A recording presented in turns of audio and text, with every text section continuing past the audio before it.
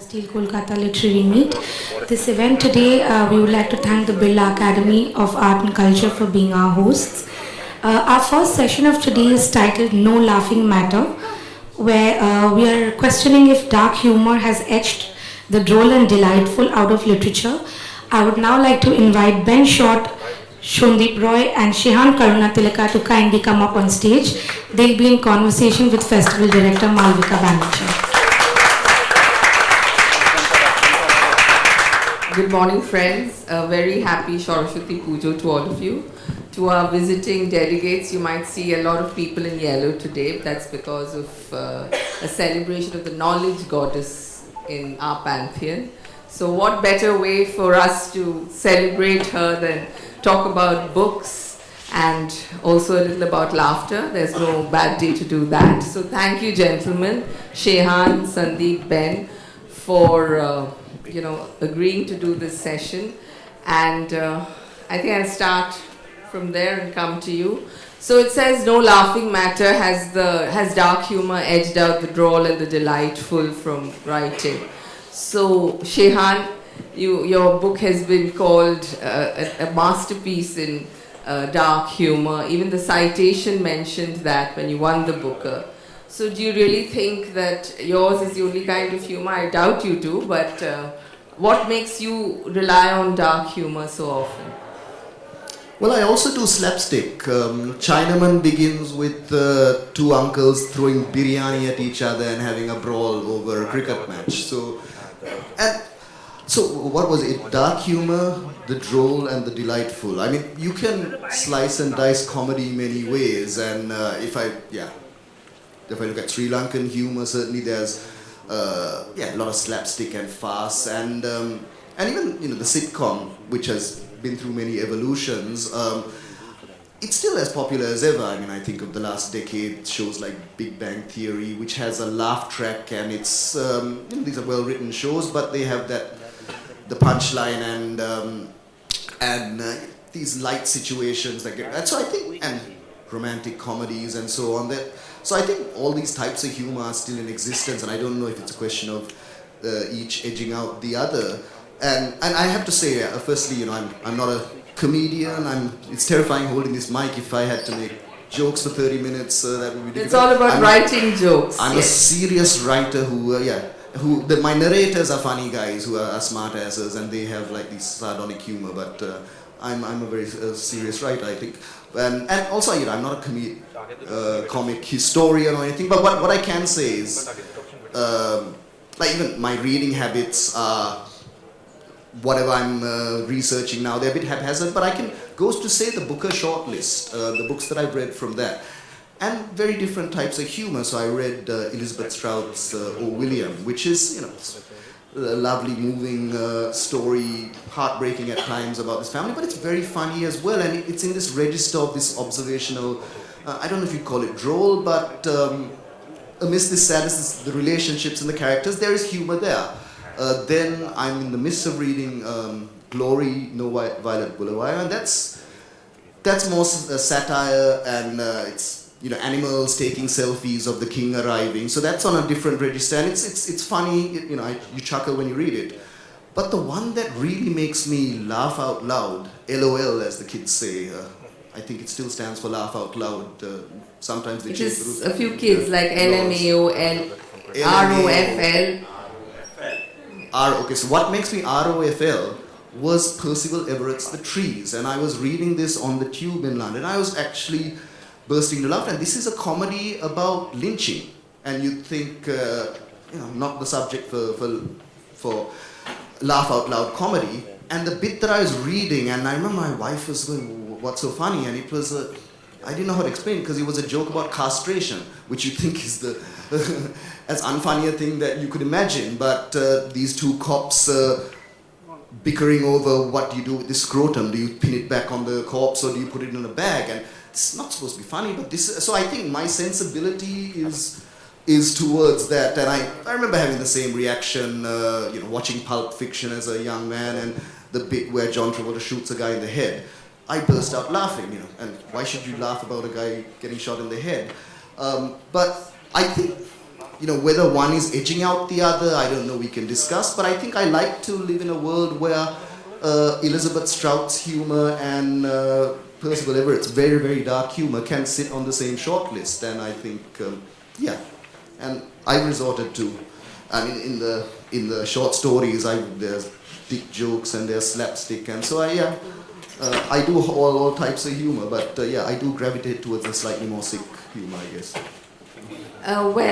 When I say that, I know you're not a funny guy or a funny boy, as your famous compatriot has said, but the way you use humor is largely a bit of biryani throwing notwithstanding, of a certain type. You have three people arguing that soon the Sinhalas will shoot the Tamils, and then someone in the car says, at least Muslims don't kill each other, and both stop and turn and look at him, and then he qualifies, at least not in Sri Lanka. So, there is this kind of banter which is about intolerance, but it's written in such a fun way that even I kind of remember that scene in particular and found it quite funny.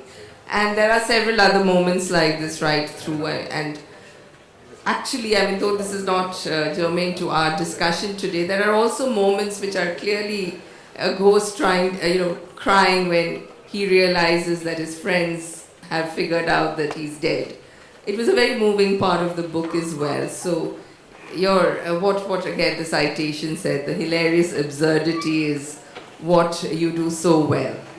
Now, coming to Sandip, there's a huge tradition of Sandip is an author, but today we're talking about his very popular columns, and there's a huge tradition of columns where humor is a tool by which you're talking about current affairs, right from Low Life in Spectator to Dave Barry to our very own Khushwant Singh and the missing Bachi Karkaria and Santosh Desai. So, what is the challenge of doing that in 800 to 1,000 words? Well, Bachi does it in 400 words often, which is way more challenging. I think with the columns especially, first of all, there's this word dark humor. People will say why is dark? Why is it dark? We've used this word. The subject is dark, and yet you're laughing. I was recently reprimanded by someone because I used dark in someone, and they said, you're adding value judgment to these words, fair and dark. You should only use dark for things that have no light, as opposed to, why is dark bleaker than fair in that sense. But I think in terms of our topic, what might be really edging out the droll and all is probably the humor that's forwarded on a daily basis on your WhatsApp groups.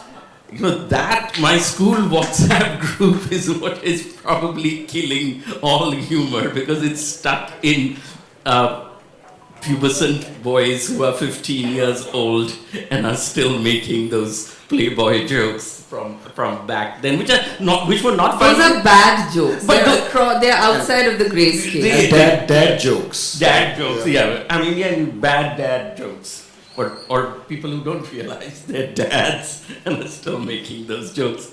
But in terms of columns, I think, especially in times when many topics of discussion get increasingly restricted and the red lines keep coming closer, humor is sometimes the only way to sneak in a little subversive nudge at something that's going on. And as you mentioned with the example you were talking about with Shehan, it is sometimes much more effective to do it that way, because it gives the reader pause, like that comment about, well, Muslims don't kill each other, at least in Sri Lanka.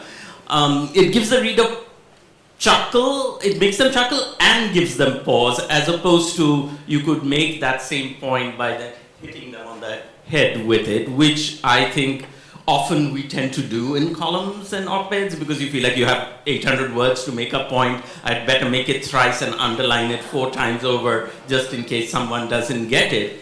And now increasingly, I find that it's actually trickier to make that. People are more nervous about making those points, and you can make a point about intolerance using some example of biryani, and you can make a joke about people's intolerance for veg biryani, and everyone's kind of laughing, haha. But you could also use that to slyly make a larger point about biryani becoming the symbol of intolerance, where a public prosecutor admits he made up this whole story about Ajmal Kasab wanting biryani in jail because he wanted to make sure there was no sympathy for a boy accused of terrorism and who was about to be sentenced to death. And later he says, no, that whole story was made up. So, you can make that larger point, but by using these. And I did a little bit of that in a recent thing about chicken tikka masala, when the guy who supposedly invented it died in Britain. So it was supposed to be tongue in chicken, but it became you went into larger things about food as this emblem of colonization and reverse colonization and all that. Can I just apologize for that? For the chicken tikka masala? Well, I don't know who should apologize for the chicken tikka masala. We should apologize. You should apologize for the chicken. Okay. Sorry, colonization or chicken tikka masala? What are you apologizing for? Well, I'm on camera, so I think I should apologize for everything. Everything, yes. Today's a good day, Saraswati Puja. Exactly. You can just lay all the burden down at the feet. Absolutely. And we can talk about colonization without the Great Victoria Memorial staring down at us. So, we invited you 3 years ago because you kind of reworked the Jeeves character and those books. So I'll start with a question about the great guru, P.G. Wodehouse. So he was writing at a time where there was a lot happening in Britain, and I personally feel that the Woodhouseian world is considered this light, fluffy place. But while he was delighting in language, there is a gentle undercurrent of which people tend to be very dismissive of. So do you think we are a little condescending to Plum when we talk about him as just a master of this light-hearted, wonderful use of language? And is that sometimes we are dismissive to writing that just does that, and more respectful to writing that's obviously talking about serious points and using humor just as a tool to make a more serious point or highlight a more serious issue, as Sandip said about Ajmal Kasab? Okay, there's a lot to say about this, but I'm going to keep it brief. So Shauna Casey attempted to dismiss P.G. Wodehouse as literature's performing flea, which is, I think, to your point, that it's just glib and light and fluffy. And the best of it is, that's the joy, which is why so many people turn to Wodehouse when they're ill, because they want the sunlit uplands of Brinkley Court, they want the familiarity, they want the amber glow of, dare I say, the Empire. They want everything in their place. But, so in response to being called literature's performing flea, Wodehouse replied, "I believe he meant to be complimentary, for all the performing fleas I have met have impressed me with their sterling artistry and the indefinable something that makes the good trooper." And Plum was a good trooper. He was a Stackhanovite writer. He wrote. He wasn't a hack writer, but equally he didn't take writing as pretentiously as many do. And he knew it was a job of work, and he got up and he wrote. And I think the craft in which he writes is evident in almost every sentence. There are very few writers who you can just read a single sentence and you know that's their voice. There's a rarity, and there are certain sentences that could only be P.G. Wodehouse. I think what's interesting about humour, just to pick up on some of the other points, is I think humour, I'm glad you said this about dark, because it's a complicated word, and black comedy is equally complicated as a term. So maybe bleak comedy is a better, more neutral term. But in a sense, comedy is always based on some tension. You falling on a banana skin is funny. Me falling on a banana skin is tragedy. And so there's always a tension in comedy. Something bad has to happen. If it's all sunlit uplands and if it's all happy, it becomes cloying and too much cream. And so what's interesting about the Jeeves and Woodstock books is, for example, there's Roderick Spode, who's a fascist.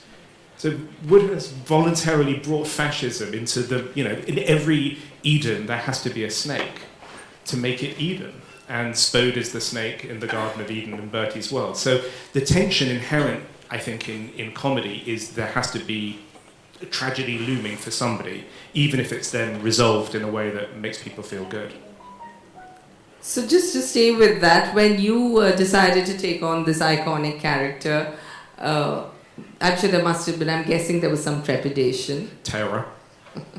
And so what were the aspects that you wanted to bring on? And there are some points where you have kind of deviated from. So the aim was to make a book that was absolutely familiar to anyone who likes the Woodhouse world and the Jeeves and Wooster world, but to add something that was new and different. So I make Bertie a British spy. So it becomes a sort of spy caper. It's a caper, it's not really a story, it's fun and silly. But I wanted to keep all of the furniture that Woodhouse had established. So all the main characters there's outrageous aunts, there's obviously, all of the girls, and there's the Ganymede Club. So all of the furniture existed, but it had a slight twist on it. And that's, I think, what people like, is they like this world of wit and lightness, but I wanted to add something. And the fact that Spode exists and fascism existed meant that I could play on it in a spy sort of drama. And in hindsight, what's to follow, so that gives a whole backdrop to it. I'll just come back to Sandip now. We're talking about Woodhouse, and he made it to Indian newspapers when an imprisoned dissident, Gautam Naulakha, asked for P.G. Woodhouse books in prison. So, can you talk us through, we can only guess why he wanted Woodhouse. I mean, it goes back in a way also exactly to what you were saying. In your bleakest time, this is the most sort of vitamin A, D that you could get. And to your point when you said that, I mean, he was not a pretentious writer. I'm guessing at that time there were no lit fests, so he didn't have any time to preen around on stage. But yeah, so Gautam Naulakha asked for this, and this became an issue where he was denied P.G. Woodhouse. And then a court had to come and rule on this matter. I mean, he was also denied his glasses and various other things he needed for his actual physical health. But he was denied this P.G. Woodhouse, and I thought that it was a sort of a delicious irony of our times that number one, there was a court that was sitting in India discussing this most British of books and whether it could be allowed and whether it might be seditious material that would be, that this man would be reading, like the Woodhouse Manifesto or something, and lead a jail revolt from people, a plummy revolt from the jail in Pune. But it is to me, that is the sign of where we have come to with humor, where even Woodhouse is reading between the lines there to find out, what might be the reason somebody in jail who could be sentenced to life would want to read this book. Is there some secret message encoded? And I think by making Bertie a spy, you have not helped matters at all. Jeeves would say, I couldn't recommend a civil insurrection, sir. No, if I can just add a word about Woodhouse's craft, because I read him as a teenager and continue to revisit him whenever I can, and I think he may not have been seen himself as pretentious, but he was certainly a serious writer in terms of those. And I look at, so I did read Woodhouse when I was researching Chinaman to get that sort of curmudgeonly tone, but I think the more direct influences for me, people like Douglas Adams and Kurt Vonnegut and Terry Pratchett, perhaps. You can see that Woodhouseian, the way they land a joke. And, stand-up comics, they they go and do these little gigs in comedy clubs, honing that material, and they might say the same joke every night, but they'll always take out a word here and turn the sentence around and so on. And so by the time you get the Netflix special, they have that joke is precise. And I think as writers, that's something that we get inspired by as well. You see, so we talked about the revisions for Seven Moons. I mean, there was a lot of technical revisions, but a lot of the times I was also tweaking the jokes, making sure, why doesn't that one land when I read it? Maybe I just need to take that bit out. And so there's a lot of craft in that. And of course, the reader doesn't realize that. They think you start on page 1 and you're funny throughout and you type the end. But of course, which I shouldn't shatter that illusion. Is that what you do? That's what I do. Okay. It's so much easier. Why edit? Yeah. But it's also, it's interesting you talk about stand-up because the entire iconography or the semiotics of stand-up are, you slay the audience. You say, I kill tonight, I slay, or you die on your ass. And this notion of, comedians have died. It's the punchline. Comedy, especially stand-up, is very aggressive because you're the only person with a microphone and you're the only one not laughing.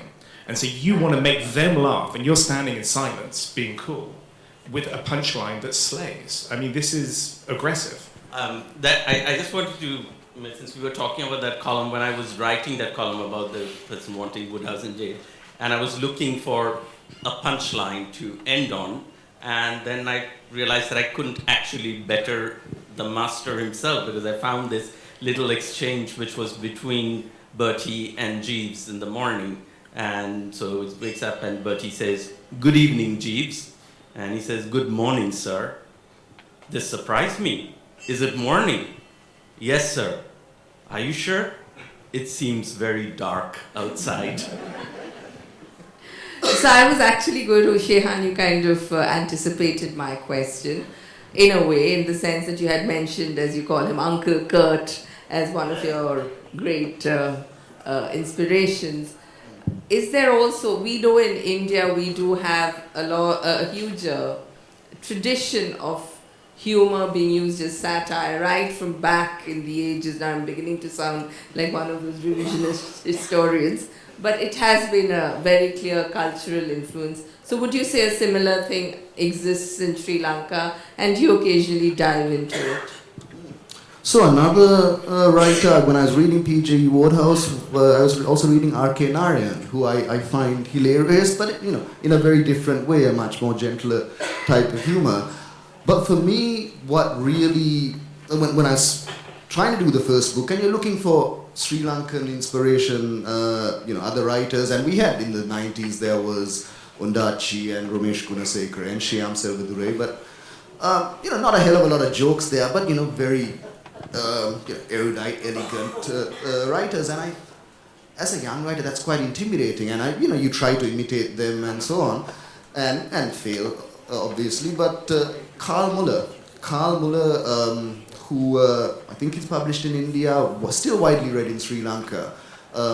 That Burger trilogy, Jam Fruit Tree, Once Upon a Tender Time, and Yakada Yaka, those. And what was unique for me, because he's certainly not as accomplished or as great a craftsperson as Ondaatje or Gunasekara, but he spoke like a drunken Sri Lankan uncle, and that story was about this family that were getting in fights, getting drunk, sleeping with each other's spouses, and it was written, but the voice of the book was very much like a drunk uncle at a wedding telling you an anecdote. And for me, that was the inspiration for Chinaman, and I guess it seeped into some of the short stories as well. So certainly, I would put Carl Muller up in the pantheon with all the other great names. Okay, and I think this is a good moment to start a few readings. I mean, the best way to discuss this is to show their existence as various levels of the grayscale of humor. So should we go alphabetically this time? I think B comes first. First name or last name? First. Mine doesn't work either way, so pretty much at the bottom of the list, whichever.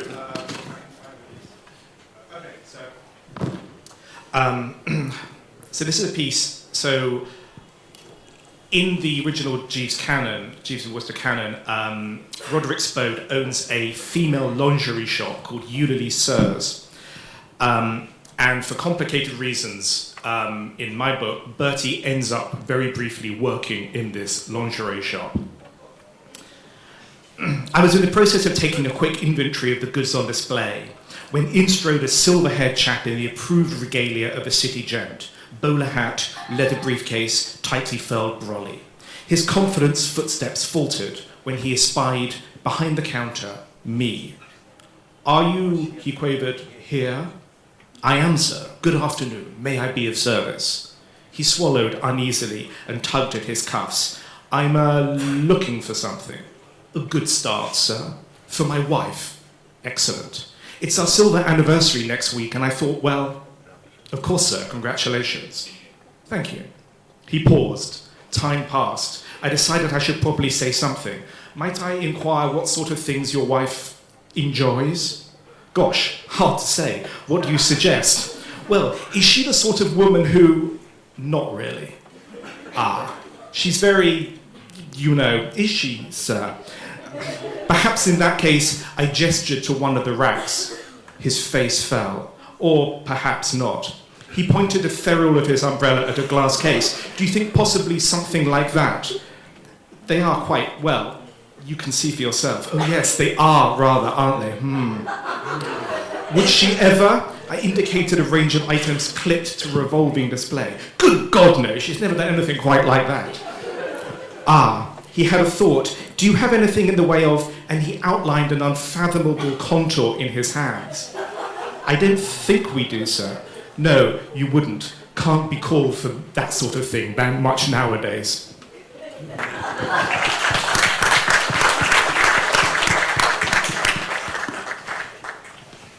So what comes first, Shehan or Sandip? Sandip. Okay. I just said go this way and that would have been much easier. So this actually is not from my book. This is I'll read a shortened version of a short story that came out in a special issue of Punch magazine right now. It was part of a little literary retreat I had gone to in Ratnagiri called Unfestival. The doctor took Mr. Ganguly's pulse and asked him to stick out his tongue and go, "Ah." Then he sighed heavily and said, "There's nothing wrong with you, really. I think it's constipation." Mr. Ganguly looked aghast. As a dyed-in-the-wool Bengali, he was intimately familiar with constipation. He took Ishab Gul, the telephone brand one, religiously every night, 2 heaping teaspoons. "But bowel movement is not my problem," he said indignantly. "Why, this morning only..." The doctor held up his hand and cut him off. "Not bowel constipation, it's creative constipation. That's why you have not had any creative output in 3.5 years." "Well, 2 years ago, I did write that foreword to the new translation of Rabindranath Tagore's monsoon poems," protested Mr. Ganguly feebly. The doctor looked at him pityingly. "Creative output," I said, "Mr. Ganguly, not yet another essay on Tagore, or Satyajit Ray for that matter." Mr. Ganguly, who had been about to mention his new translation of one of Ray's famous Feluda detective stories, sank back into his chair and rubbed his hand nervously through his thinning hair. "Creative constipation," the doctor repeated with the gravitas of one handing down a definitive diagnosis. "I think you have been in Kolkata too long. All this nostalgia has weakened your mind. It's very common among middle-aged Bengalis who start writing poems in their teens. It softens the mind, like low calcium, weakens the bones. There is only one cure, really: change of scenery and fresh air." That was how Manik Ganguly found himself in the sun-baked coast of Maharashtra, somewhere near the cliffs of Ratnagiri. It was as far as he had been from Kolkata, on the other end of India. And he read somewhere that the king of Burma had once been exiled in these parts. This somehow appealed to him. As a boy, he had read Rudyard Kipling's Mandalay. So in fact, the first thing he saw as he set out with an umbrella and a notebook was a pagoda. But as he huffed and puffed towards the pagoda, he discovered it was really a Ganpati temple. So then he has a few other adventures. Mr. Ganguly had done his best to creep any creeping nostalgia in the bud. Daringly, he even had vada pav for breakfast at the guest house, though he knew a chunk of untoasted white bread and a spicy deep-fried potato bonda was a sure recipe for indigestion. But he gritted his teeth and pushed on because the only way to break through the logjam of creative constipation was to embrace fresh experiences, however gut-wrenching. So then he finally finds a lighthouse that he can go to because nothing else is working, and he thinks that this sounded promising because he'd never been to a lighthouse in his life, and Mr. Ganguly, an old lighthouse seemed like a good place where an ex-king of Burma could look out wistfully at the sea towards his lost home. Always a little weak in geography, Mr. Ganguly did not realize the king would be looking in the wrong direction. The Arabian Sea stretched out to the west, Burma was to the east. But never mind, with his oiled head freshly shampooed and his neck and chest liberally smeared with Pond's Dreamflower talcum powder, Mr. Ganguly set out on the adventure. And he finds a dog at the lighthouse and he asks the lighthouse official, "What's its name?" "Dog," said the lighthouse official. Then he writes this plaque, he finds a plaque that the lighthouse had been erected by John Eswald, Esquire, BSc, M. Inst. CE, Chief Inspector of Lighthouses in British India. Mr. Ganguly beamed. A new character had emerged in the story. He imagined the King of Burma meeting the Chief Inspector of Lighthouses in this corner of India. It could be an unlikely story of an unlikely friendship between an empire builder and a lighthouse builder, two lonely souls separated from their homelands by the sea, and they could invent chicken tikka masala anyway. And he slowly trudged up, noting the details, and then he, aghast, he finds this huge lamp, there's a big glass magnifier, and he tries to touch it, and the lighthouse official stops him and says, "No touching the glass. We cannot have fingerprints on it." But he still feels a tremor of pleasurable excitement, as if he was a spy in some secret government project. The lamp fascinated him. He started imagining his life in the lighthouse where he would have no companion except dog. But then he realized he was merely channeling his childhood science fiction stories of Satyajit Ray's eccentric scientist, Professor Shonku, and his cat Newton. And it goes on.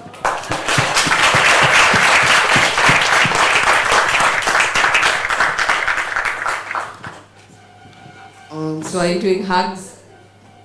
Yes, I'll do. So I was gonna read from the Chinaman, Yes, that's also great. the biryani throwing scene, which actually based on a true story, or the bit in Seven Moons where the body disposers are arguing whether they should feed the bodies to cats.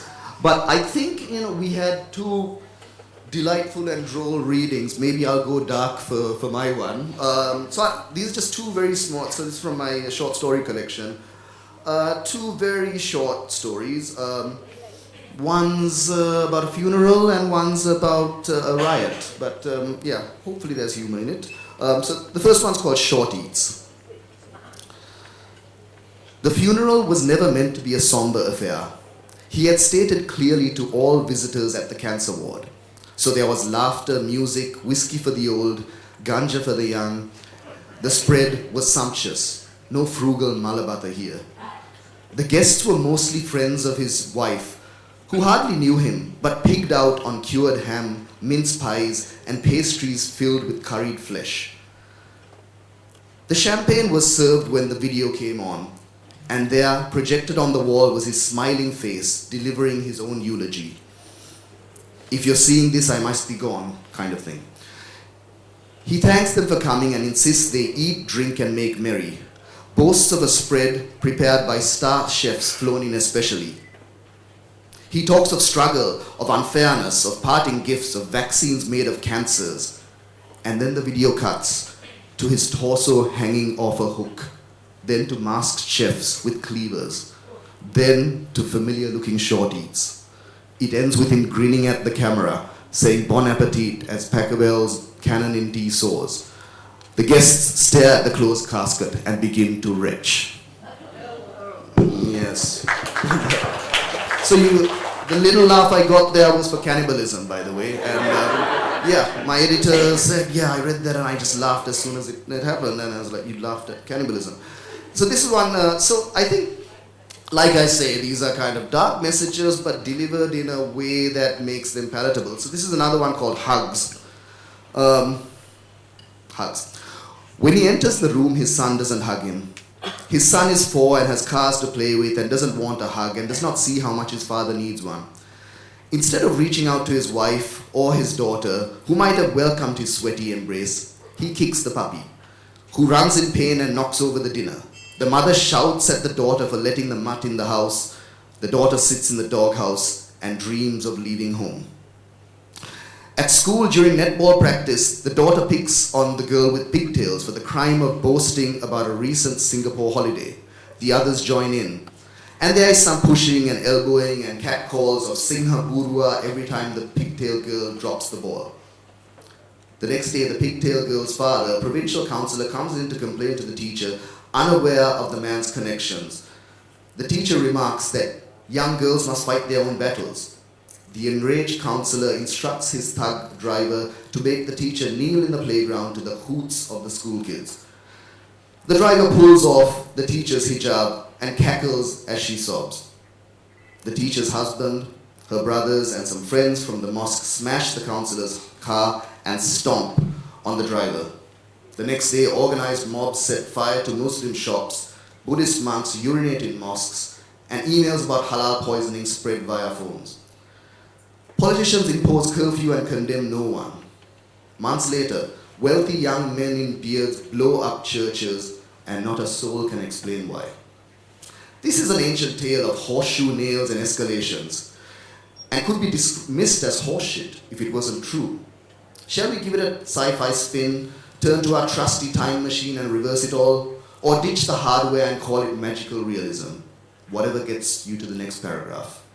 What if the boy had hugged his dad, or the dad hugged his daughter, or smooched his wife instead? And what if the daughter defended the girl from the bullies and was rewarded with hugs, a new best friend, and an invite for the Provincial Export Union's next overseas delegation trip? And what if any person in this in this chain of pain decided to embrace rather than punch? Could we prevent riots and terror by replacing knee-jerk kicks with strategic hugs? If each and every one of us give an extra hug per day to someone who needs it, can we stamp out bullies and bigots and bombers? This is why hippies get laughed at. Fine, come back when you've exhausted all avenues. Try more religion in schools, or less video games, or more police, or less taxes. We'll make a lentil soup while we wait. Hugs are the one energy source with an infinite supply, so why not put them to work? We can get the geeks to develop an app. For some reason, you don't laugh at them anymore. We can count hugs like we do steps and calories. It could spread via the same phones that tell us to delete ourselves. Can more hugs cure all ills? Could we at least try it out and see? Thank you.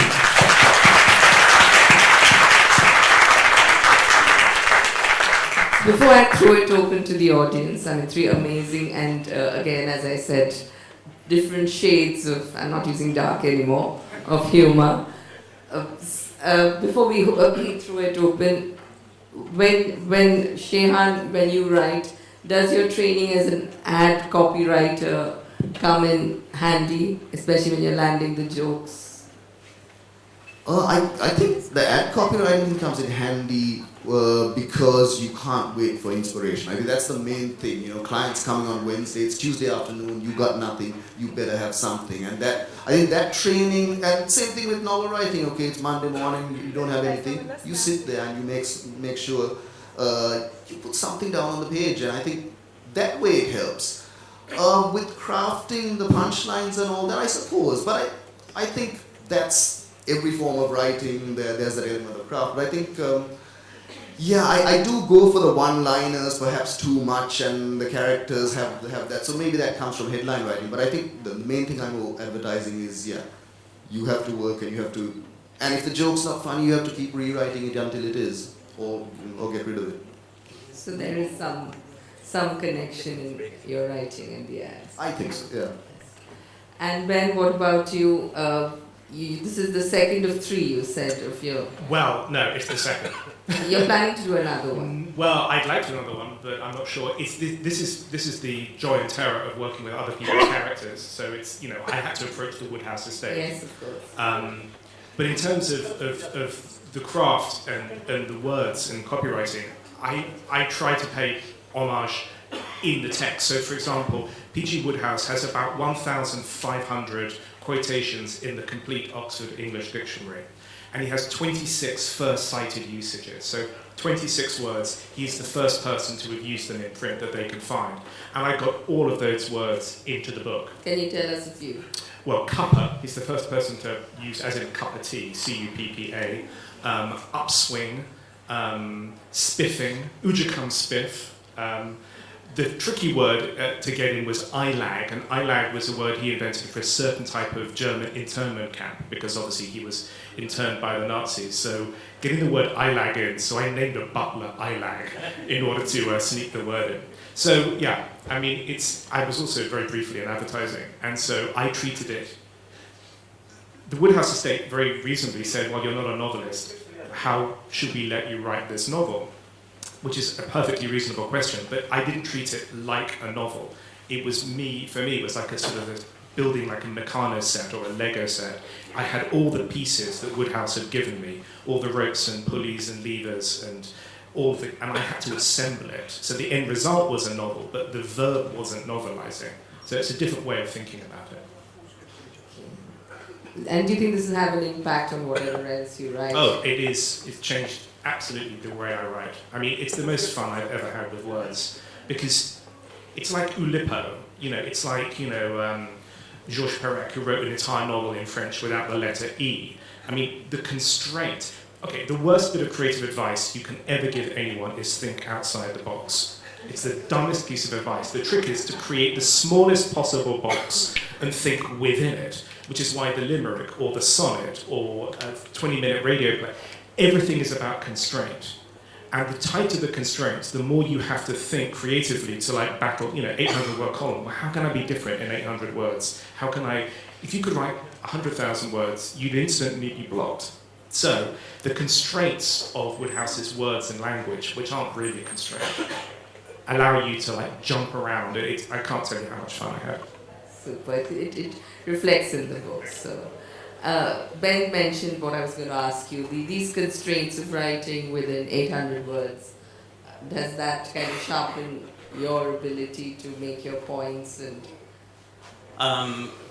Actually, I think the most since I'm not a trained writer, my background is in computer science, which is not that funny. I think most of the humor just comes from being a middle-aged Bengali, which is the best learning ground for this.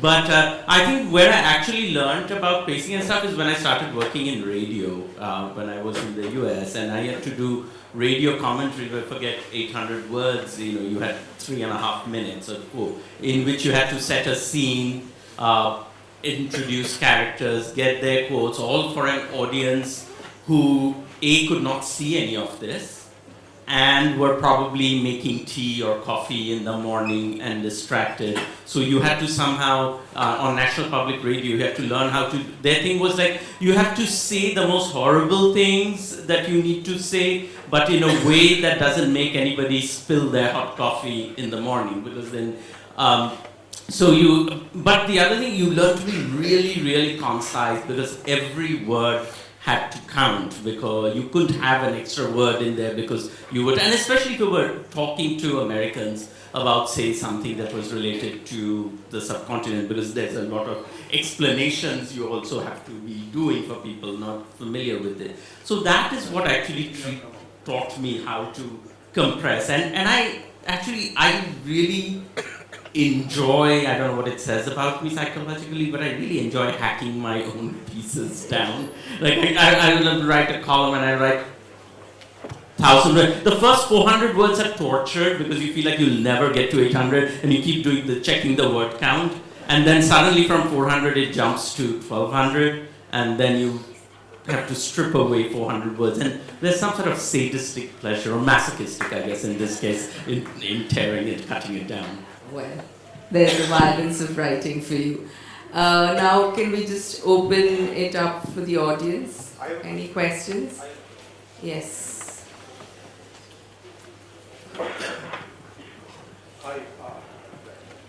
Am I audible? Yes. My name is Sandip. 9-word question for all of you. Sorry for being a party pooper, but the question is, how do you reconcile humor and the human condition? I think that's pretty much what the session has been about. In fact, let me rephrase it with your kind permission. Does humor become more necessary when a country is in strife, when things are going pear-shaped? May I? Well, no, I just had a small observation on that, is that, Zelensky in Ukraine was a comedian. Beppe Grillo, the 5-star movement in Italy, was a comedian. Boris Johnson Is a clown? Donald Trump was an entertainer. I mean, businessman, but it's sort of, and so But I mean, Zelensky is fascinating. Here is a man who played a TV character about taking power and took power. I mean, it's you literally. If you wrote that, no one would believe it. And I think, it's so, the human condition, I suppose if you ask any of my narrators, is absurd. And Sri Lanka is absurd, and cricket's an absurd game, and the fact that people... we love it, but I've sat there for afternoons watching 20 runs being scored in a session, and I've fallen asleep and I've woken up. Those are great But then the commentators come in and they say, "Oh, what an absorbing battle between Willow and Nether." And they talk of it like it was a Greek tragedy, and suddenly you think, "Oh yeah, that bit that I fell asleep with is." And then you sit there for 5 days and it's a draw, and you think, "What did I just do with 5 days of my life?" So, but I think, and the absurdity of the afterlife, if there is an afterlife, being a bureaucracy. So I don't think humor is incompatible with talking about big questions of the human condition. Perhaps it's the only way we can face it, because, we'll all be gone and nothing of anything will ever matter. And, I guess my 2-word response to your 9-word question about humor and human condition would be Charlie Chaplin.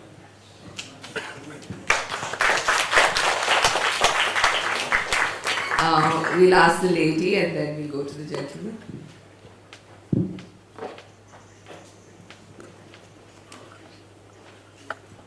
A very good afternoon to the respected delegates. My question is for Shehan sir. It's not so much of a question as a comment. I would like to state that you brilliantly brought forward the non-human element in your work, 7 Moons of Mali Almeida. Not just the queer perspective or the violence, but you also focused in a very low-key way on the extinction of pangolins and how forest covers are disappearing in Sri Lanka and nobody's paying attention. Sort of ghostly presences as well. So I would like to thank you for that.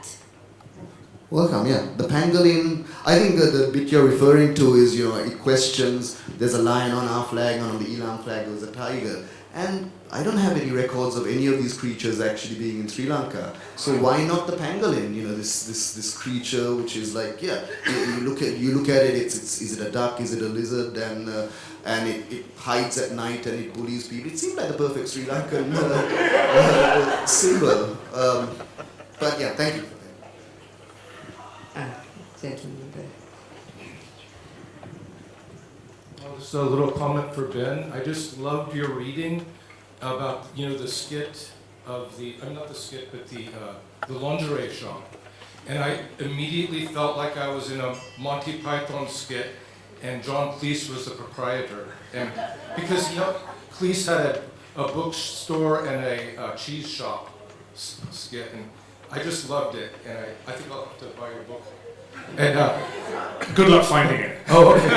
And then, secondly, if people are nervous about the term dark humor, black humor, there's also a term that's been around a long time, gallows humor.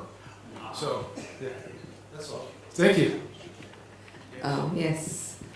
We have time for one more question if there is any more.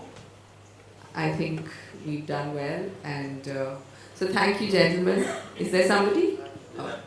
Is that okay? Okay, sorry, yes. I have a question. Like, I'm not a writer, but I'm a wannabe writer. So I'm a stoner too. So my question is that is it right to get stoned and write? Get stoned and write? Like, stoned. Is it okay to be stoned and write? Does your literature require some herbal infusion? This is such a loaded question. Why is it Looking at you, I know. No one is looking at me, I notice. I'm just... Everyone's looking at one person.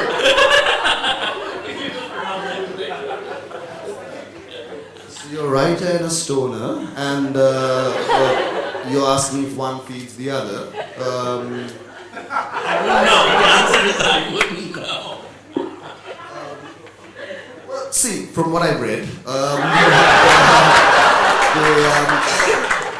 correlation and causation. So people who want to write are obviously curious and trying out different things, and people who want to take narcotics to expand their mind are also curious about different things. But that doesn't necessarily mean one causes the other. I've met many drunk writers, very sober writers, writers who go to the gym, writers who meditate. So I guess whatever works for you. I recommend meditation and yoga. It's much better for your lives. But the thing is, if you're, I've gone through when I, used to smoke and I've started again because of the booker, and